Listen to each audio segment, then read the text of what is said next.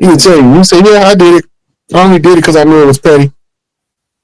Right. So look, all of these entertainers, in the rap world, if you want to know which ones was about our business, look at the Hip Hop Summit by the Nation. If they didn't show up, they suspect. Because it was a carryover from the Million Man March. After they found that letter to the executives about that meeting that they had, then they got a hold of the tape about hijacking the music and making us put self-destructive music out because we made songs like "We All in the Same Gang," West Coast Rap All Stars, Self-Destruction, the whole East Coast rap world. We was all on the same page back then, but we weren't unified with it yet. We were just on the same page of the book, telling the same story. Right? When we go back and listen to those songs, they talking all kind of tribal codes in them songs. But after the 91 conference is when they start pushing this gangster rap murder music.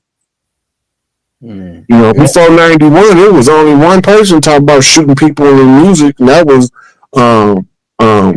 Kool G. Yeah, your boy Kool G. Look, Kool G killed more people in one rap song than John Wick killed in 4 movies. It's crazy. He was the original gangster rapper. He was a gangster, but he started rapping. Shout out to Kool G, Black Gorilla family, salute. That's crazy. All right, it's the last question before we get out of here, Rod. What can we expect?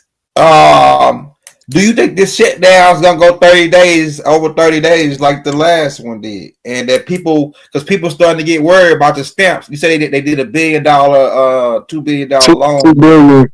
It wasn't a loan; it was money took from Doge, from the audits when they recovered all of the stolen money. Okay. He allocated, I think it was $2 billion to continue single mother benefits, is what they called it, and food stipends for children. So that's like WIC and food stamps, bridge cards, whatever you want to call them, SNAP, whatever it is. But that's what the $2 billion is, to pay them out. I don't know how long $2 billion is gonna last. Yeah, but when the flip happened, then you won't need those benefits the same way. That's right. Somebody asked, that's for here really the last one. Is the IRS gone? I think they gone. I think the IRS gone. And they just fired, I think it was 1,500 IRS employees a couple days ago. What? I do take on that. Remind me of that. I'll send you the receipt. Because I got it posted on my page. Okay. The most instrumental tools in the explosion of the Moors from Europe, or as they say, Spain. Like, you got to remember, when Columbus came and went back over there and reported his findings to Ferdinand and Isabel, they had been beheaded. Right? That was part of the Great Inquisition that lasted 700 years until 1495, I think it was, 94, a couple of years after the reporting of discovery of the New World. When they discovered over here is when they established the New World Order, which was a corporate order, an order of fiction. They always referred to this as the New World because the order of the ages has to come from this land. We have to be intellectually inclined because we are the head of the earth. Of all of the collective people, the body part we play the role of is the brain. So we have to figure out what's going on so that we can wake the other tribes up around the world. And they all been watching us for years, waiting on us to say when these suckers gonna wake up. Now we woke. Yep. We aware. We see clearly the fraud before us. We don't want to take part in any other fraud. But they compel you with adhesion contracts. Right? So you forced to be, anytime they force you in the contract, that's not autonomous government. That's not self-government. We never wanted to be a part of the United States. That's why they called us outlaw tribes, enemy combatant tribes, foreign nation dependent tribes, right? But then they mixed us up in their paperwork and changed our identity over and over and over again. Right? That's to shuffle us up with people that ain't from here that look like us, but they ain't us. Right? George Washington challenge. In 200 years, will they know what side of the ocean they come from? We come from this side, they came from that side. We just was fighting the war for the throne. The great sacerdotal seat of the Great Mother, which is over here. Right? They use their spells and sorcery and conjure to try to usurp, but it only can last until the close of the age. Now that the age closed, the great era of disclosure is here, and we telling everybody exactly what's going on, and they kind of see it, but they kind of don't. Yeah, it's happening. Right? So,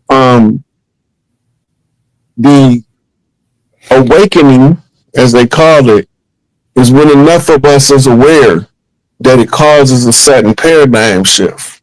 That's right. This is all that's talked about on the internet right now. Who we are.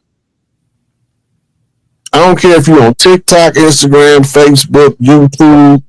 It's the hottest topic on the internet. That's right. When I came out, the only person that was talking about this on the internet consistently was Dane Calloway, and back then I used to see videos of Chief Warhorse. Yeah.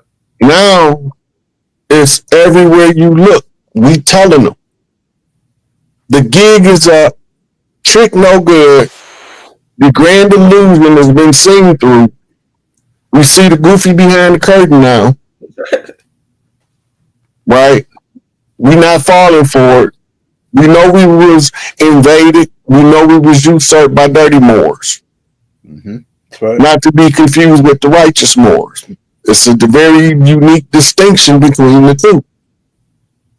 All of the Moors know it's the difference between the dirty Moors and the righteous Moors.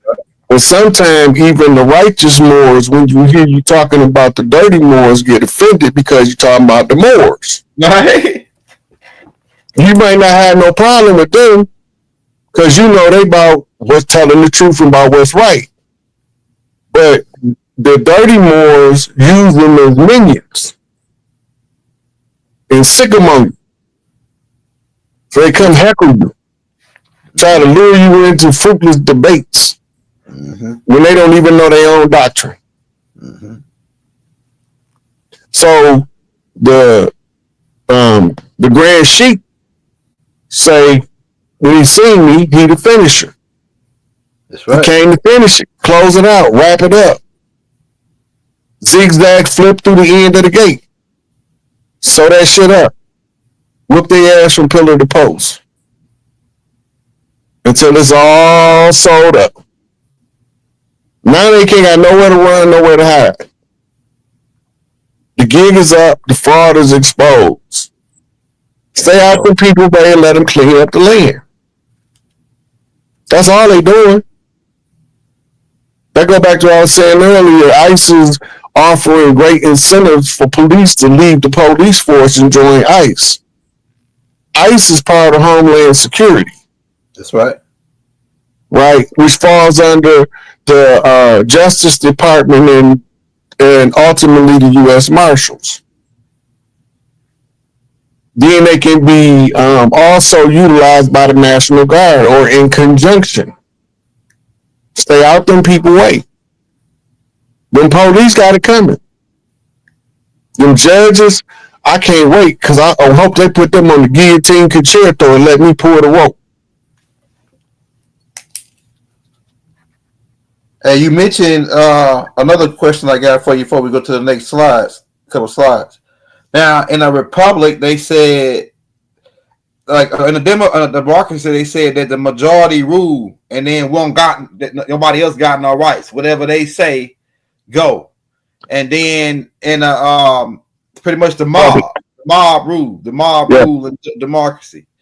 And they've been promoting the democracy to us the whole time, like making us Nubians think that that's the way we're supposed to go. They down for us, and they've been okay. The whole time. But now, when you go studying socialism and communism, because it's part of world history studies, yeah, you realize that when you read the writings of socialists and communists around the world, when it's translated into English, they don't call it socialism or communism.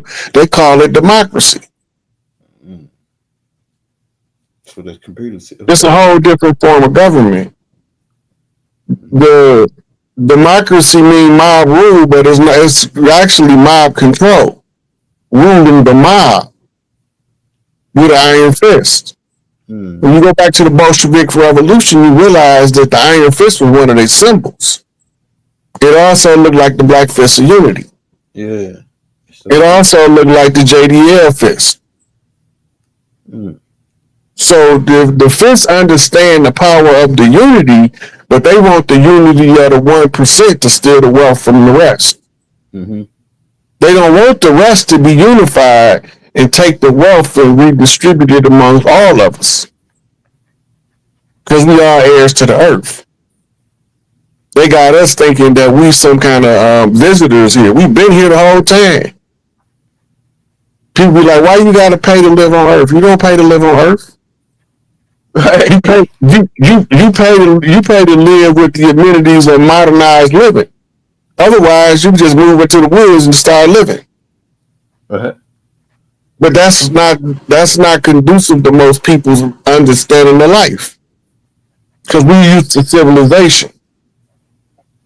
But the tribes that live out in the Amazon, they don't pay no bills. Right. That's right. The ones that live in the Serengeti Plains, they don't pay no bills. The one that live in the Australia outback, they don't pay no bills. Anywhere you don't pay no bills, you have limited supply to what we call modern standards. Mm-hmm. Now you have to be incorporated in the census, in the count of the people. That's what the census is for, to count the people. Mm-hmm. But when they count you, they have to classify you as in poverty because you're not part of their system. Your wealth is derived from an alternative source, the fat of the land. Mm-hmm. If you can't quantify it in reserve notes, then they don't recognize it as wealth. Mm-hmm. But for us, if it doesn't produce harmony of life, we didn't recognize it as wealth. And sometimes more people, the only thing that kills more people than money is love. Mm-hmm. It ain't funny, but it's true though. Yeah. Wars have been started that killed millions in the name of love. You know, so that's the historical record. Anybody can look it up. The only thing they died at the third place is religion. Thanks. Hey, go ahead. I thought you had started. Go ahead. Yep. So when you realize what everybody dying for, then what is we living for? Right. That's deep. Make sure I put that as a highlight. Hey, my next question before we go to the next slides is under a republic, they say that we got God-given rights, unalienable rights. Could you go in on that? God-given rights, unalienable rights under the republic? Because in a democracy, they pretty much, we got the rights, but they don't gotta really mind them in a democracy because it's a mob rule. But in a republic, those rights ain't nothing no way around it, and it's pretty much this is a republic. The democracy is just a usurp. try to overlay onto the republic to try to get us to agree to it. So could you go in on unalienable rights, God giving rights in the republic? Unalienable right. First of all, any right you have, if you don't exercise it, it don't matter.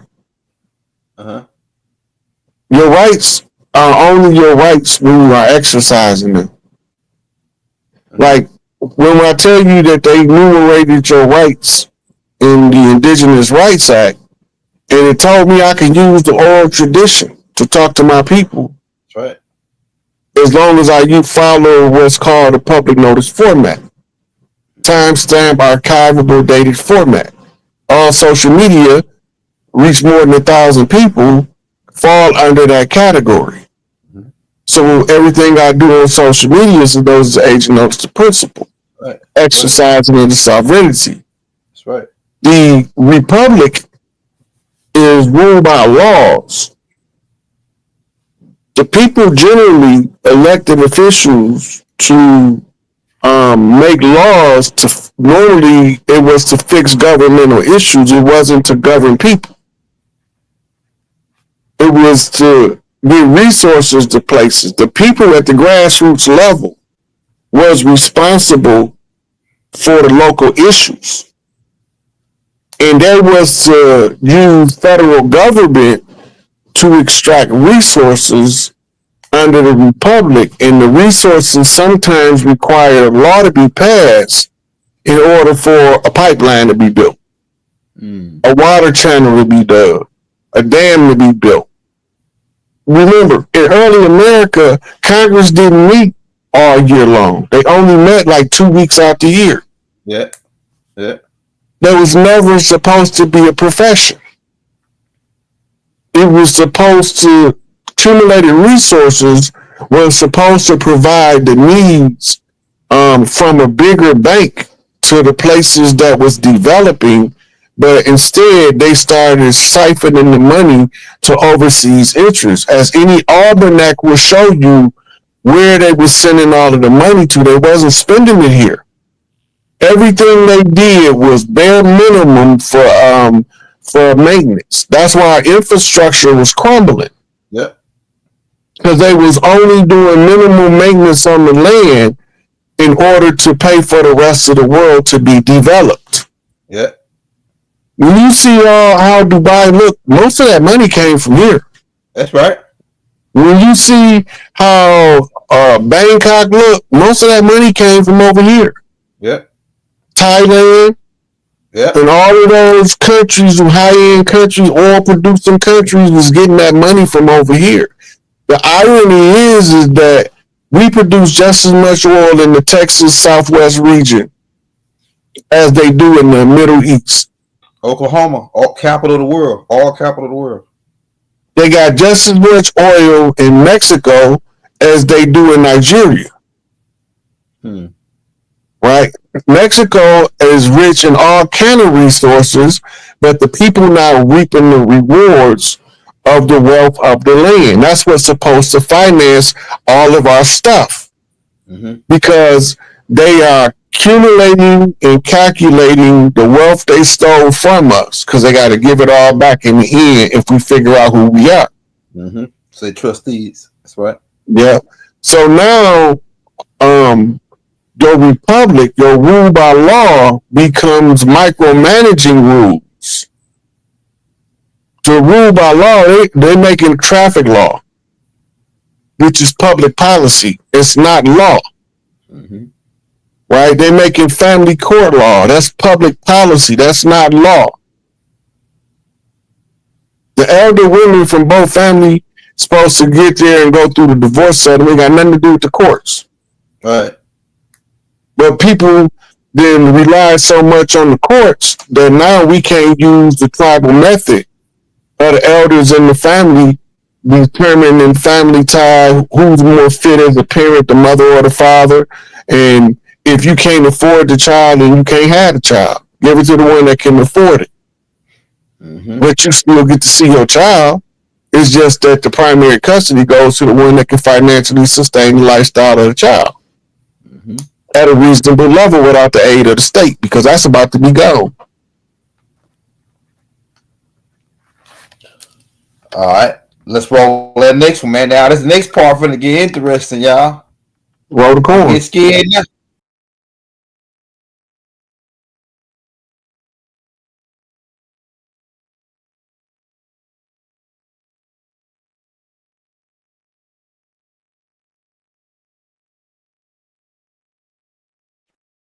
That picture was on your video that was the prelude to this video.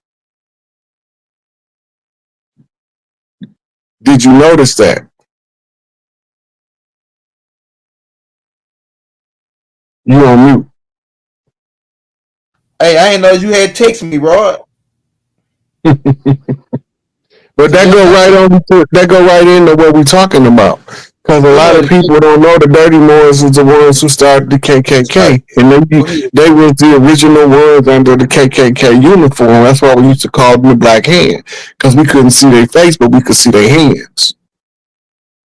See, in that picture on your video, it showed them walking down the street. The one carrying the American flag is, you can't mistake him for nothing but a brother. And the other two dudes were to the right of them. They look like brothers too. Well, see, y'all gotta be aware of this. Most of the socialist doctrine come from C.L.R. James, one of the most prolific writers. He was out of the islands down here in Central America. I think he was from Barbados. I think he might be another country down there, but I think he was from Barbados. But that's where all of the ideologies were refined under Trotsky and Lenin through C.L.R. James. When Lenin got exiled, he went into Mexico and he used to meet with C.L.R. James in Mexico. They wrote a book together called Black Nationalism and Self-Determination. And that writing is part of the blueprint to what we call the Black Power movement of the 1960s. And that's why they kept calling Martin Luther King the communist.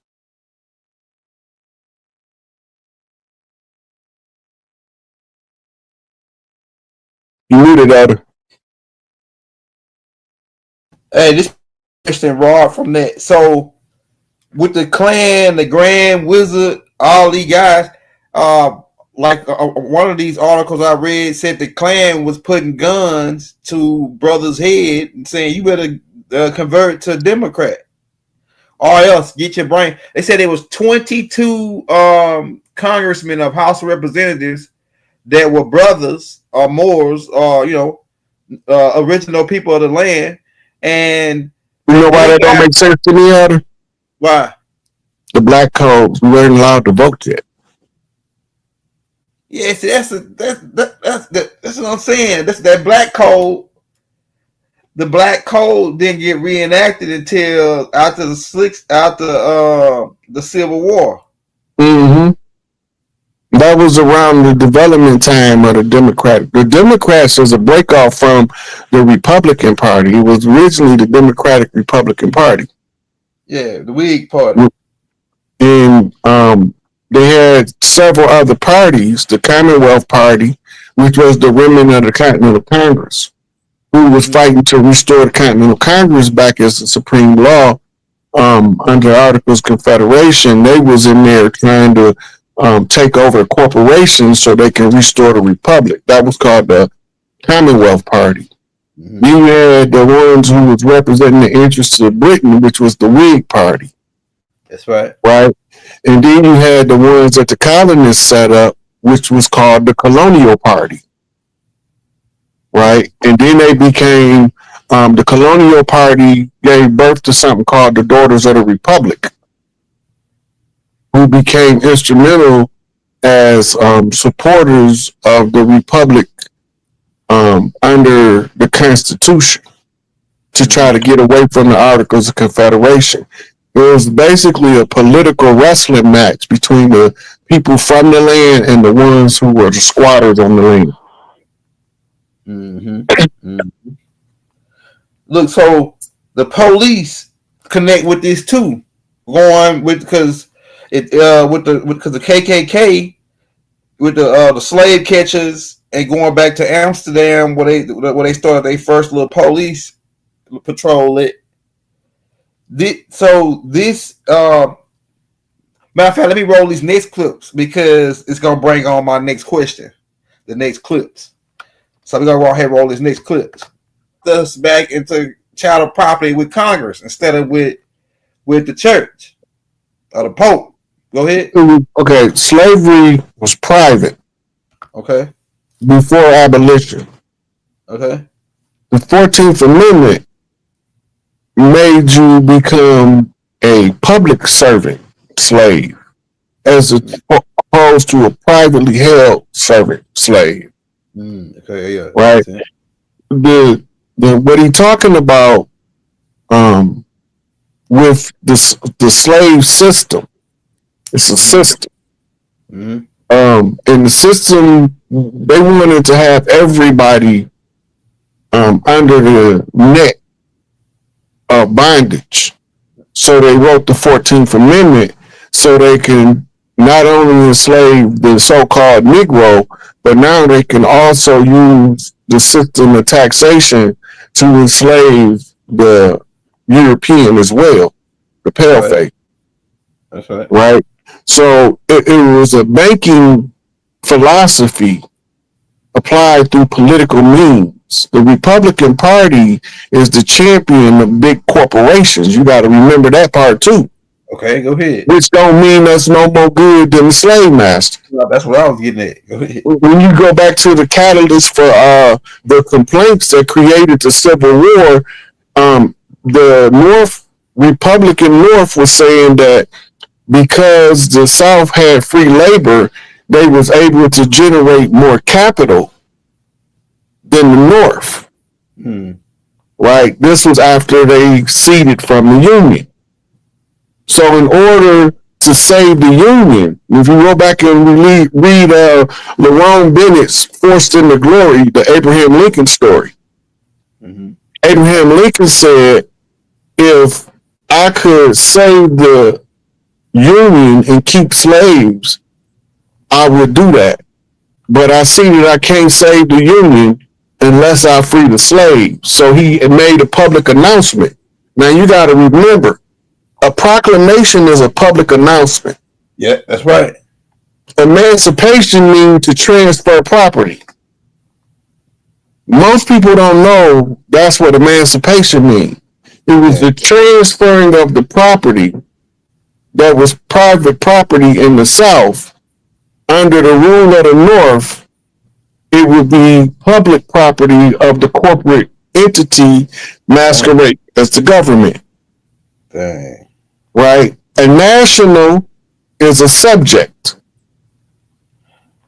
A national is the legal fiction.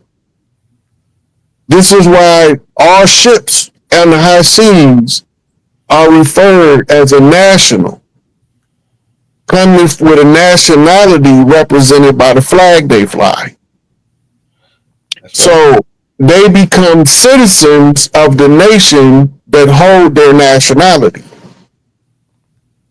The nationality movement of the Dirty Moors was to get you into a slave catcher agreement with the corporation by making you become an asset national in law of the corporation in which you proclaim your nationality to.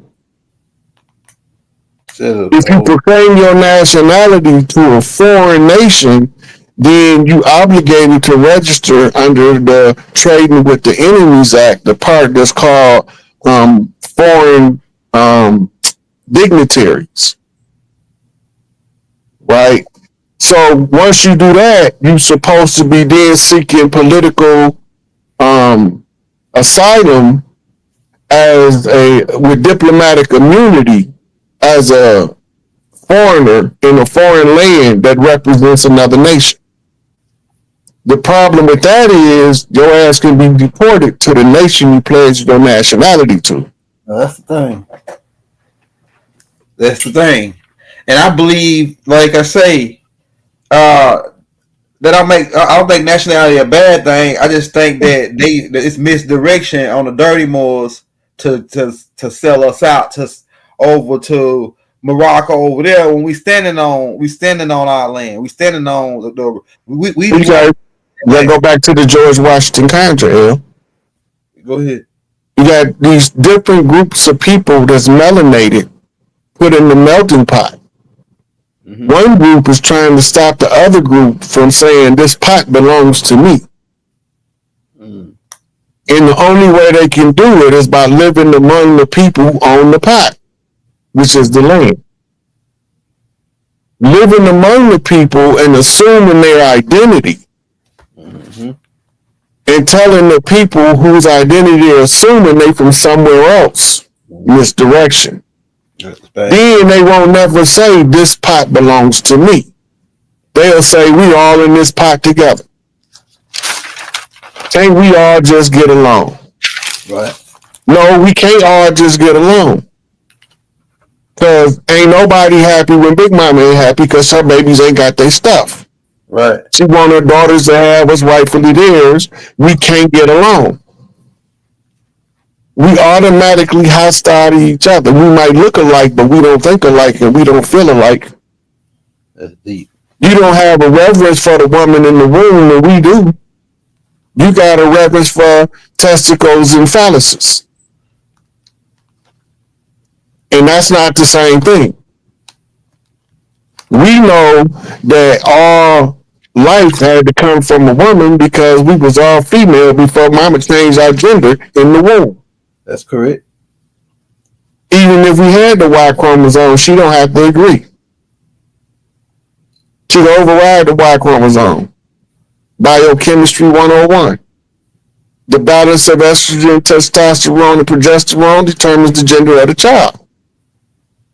The mother is the one who reads the DNA code, and if you ain't the type that need to have a son, she gonna give you a daughter. And that's why so many people twist it now, because they don't understand genetics and they don't understand fetal development. They don't understand none of that stuff. They just going on what the church said. We made this man out of mud and drew a woman out of his rib, and poof, you got a couple. Hey, Rod. Yeah. Ali just came to me and said, enforce the Constitution. What you got on there, Rod? Enforce the Constitution. That's what Trump doing. You got to first enforce the Constitution in order to get the people back what's rightfully theirs. Mm-hmm. You got to take it from corporate to a republic. Mm-hmm. Right? And it plays out in the political satire as the elephant stomping the donkey. Mm-hmm. That's what it looked like. The elephant is our watchdog, with Ali. Mm-hmm. Right? And so if the elephant is our watchdog, it's going to tear something up at the end. We at the end. Something getting tore up. Mm-hmm. We got the liquidator in chief liquidating the corporation. So it's being enforced, right? And then we're going to have a whole new constitutional convention because we need a new governing instrument for the people based on more equitable principles and clear determinations of the powers of government. Because the government went totally insane. At least the fraudulent government has. Some of the stuff that they doing to people now, it's totally uncalled for, irrational, and it doesn't make sense unless they are occupying foreign agency trying to control the people on the land by imposing the foreign culture on the people in the land. That's it. We got our own culture. We don't need nobody bringing no culture over here. We export culture. We got so much culture. All right. That's it. Music, fashion, swag, the whole nine. Everybody want to be like us, but don't nobody want to be us. Right. They can't take what we took. They can't endure what we endured and still come out shiny and new.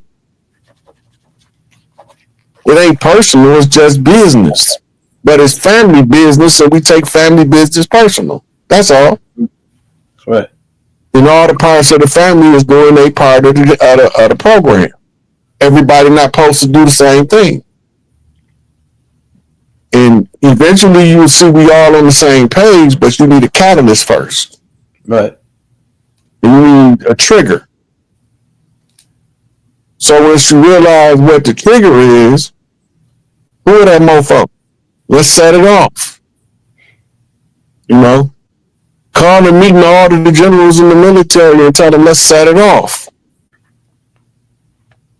Call all your allies around the world. Tell them, move in on the deep state. Crash them now. What'd he say when he got popped in the ear? Fight, fight, fight. Right? So, whatever it is then come full circle. The voice has been heard and the people are awake. Mm-hmm. Before I go to this next clips, I got one more question for you. Now, so they've been able to use color of law since we've been ignorant. For the most part, as a whole, we ain't really enforced the Constitution. So they've been able to do color of law, do this color of law. So could you go in on how they've been using color of law on us because we don't enforce, stand up for our birthrights and our rights on the land? Right. So what that is called assumed jurisdiction. Okay. Colorable law, meaning that you can use color in the application of law. Mm-hmm. There's only two colors in the game, black and white. Everything else is a variation in the middle. Mm-hmm. So they're telling you it's a chess game by colorable law. Mm-hmm. Right? It's black versus white, civilly mortis versus free white persons. If you don't know the definitions, you do go to Black's Law Dictionary and look it up. We've already been over that in this class a few times. Yeah. But the white man ain't white. He's just colored by law. Right. Right? The black man ain't black. He's been colored by law. And law in black and white. The right. Checkerboard floor. It's the law in black and white. So the application of the law is done through coloring in positions. Mm-hmm. Judges wear black. Police wear blue. Mm-hmm. Right? Sheriffs wear brown and gray. Mm-hmm. Military wear black and green for the Army. Mm-hmm. Black and navy blue for the Navy. Black and marine blue for the Marines. Or sometimes blue and white. Air Force, primarily white with shades of black and blue. They're colored by law. Mm-hmm. The law is the uniform. I just want to say that. The law is the rules for the uniform. Because the uniform can only act according to law. That's right. Right? Mailmen got a uniform. That's a government agency. Mm-hmm. Right? Those masquerading as government agencies, you know they're not because there's nobody elected by the people. They're appointed.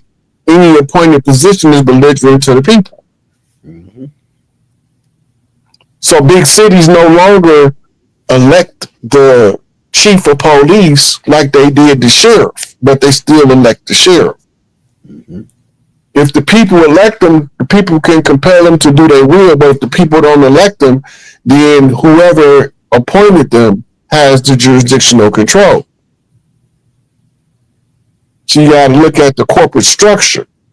By studying the structure of corporations and then you do a layout, you will realize that we're in a militarized, occupied zone. Why do you think all of the police look like soldiers walking down the street? That's right. Riding around in their cars with shotguns and you can't have one. Yeah. In a case where you're supposed to have a right to bear arm, not a privilege. Yeah. Right? But you can't have one because you might fight back. But when you go and study what the founding fathers said, the reason for giving you the right to bear arms, they tell you it ain't to go hunting, it ain't to go skeet shooting. It's that when the government becomes tyrannical with these means, the people are authorized to have a well-formed militia and overthrow the tyranny of government. That's what it's for. For the people to do a citizen's arrest on all of the police for fraud. Right. For masquerading as sheriffs. They don't have elected jurisdiction. They're not supposed to be here under the republic. But under democracy, you can appoint them. If you see the difference, you can see the struggle. Yeah, you're right. The police not allowed to keep prisoners longer than 72 hours, but the sheriff can maintain them until they go through trial. Think about that. Mm-hmm. If the police hold you longer than 72 hours without charging you, they either have to let you go or make up some shit. Oh, it's going to be a federal habeas corpus. Right, because their jurisdiction only stands 72 hours. Then they have to surrender you to the sheriff at the order of the court. And the court is the bar. And the bar is the Bar Association.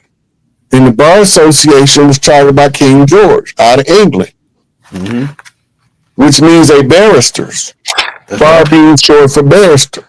That's right. The barristers accreditation registry. That's right. You register the barristers who got royal lineage rights by letters patent, but they can't pass it to their children unless they make their children members of the bar. The bar, the first rule of the bar is that all bar members must uphold the integrity of the bar above all others. Yep.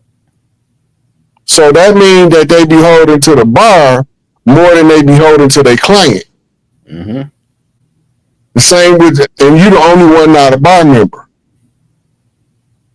The judge a bar member, prosecutor a bar member, your attorney a bar member. That's right.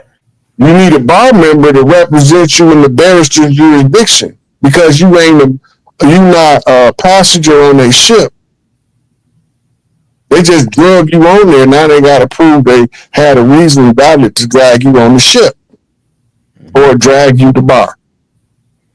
Once they come up with this, what they call information, right, they bypass the indictment. Constitution says you got to be indicted. That's right. But the state court has been issuing information because they don't have the powers to indict unless it's a recorder's court. They've been trying to close the Detroit recorder's court down for years. And the one in Chicago used to be a recorder's court. I think it's administrative now. Right? But you can tell how they handle constitutional issues.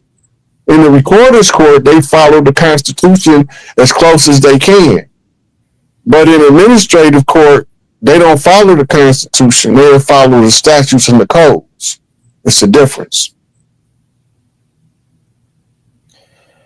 Hey, let me roll a couple of clips. I got a fire question for you because they're gonna go along with these clips. Because that other clip, all these people are supposed to derive their delegation from the Constitution, which is the supreme law of the land, right? For the people first, because it's a republic. They're supposed to derive their delegation of authority from the people. So that means that they got to be elected. If you ain't elected, you don't got no delegation of authority. The people can't, how do these people? That's what he was just talking about, the tyranny of a democracy.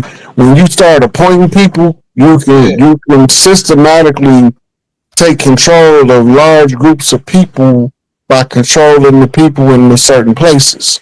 Right. Law enforcement is a critical position in this war game.